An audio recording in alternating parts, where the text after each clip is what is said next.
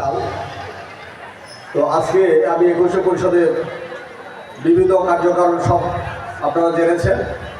আমি সাধুবাদ জানাই আজকে আমাদের এই প্রতি বৎসর আমরা যাদেরকে সম্মাননা প্রদান করি, দুইজন বিশিষ্ট ব্যক্তি আমাদের মাঝে উপস্থিত। অধ্যাপক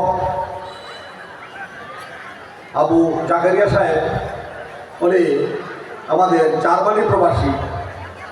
আমরা একুশে পরিষদ ওনাকে অনুসন্ধান করেছি, হয়তো আরও আগে করা উচিত ছিল, কিন্তু উনি নিভৃতে কাজ করেছেন, আমরা তাকে পেয়েছি।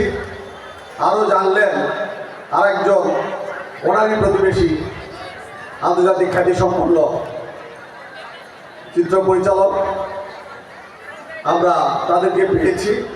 আমি তাদেরকে সাধুবাদ জানাই।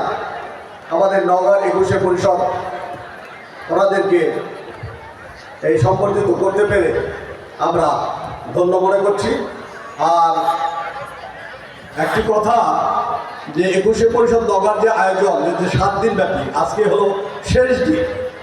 তো আমরা বরাবরই চাই যে আপনারা নওগাঁবাসী এবং যারা দূর দূরান্তে আপনাদের নিকটতম জন আছে, তারা যেন আমাদের সাথে আমাদের এই মহতী কাজের সাথে একীভূত থাকেন।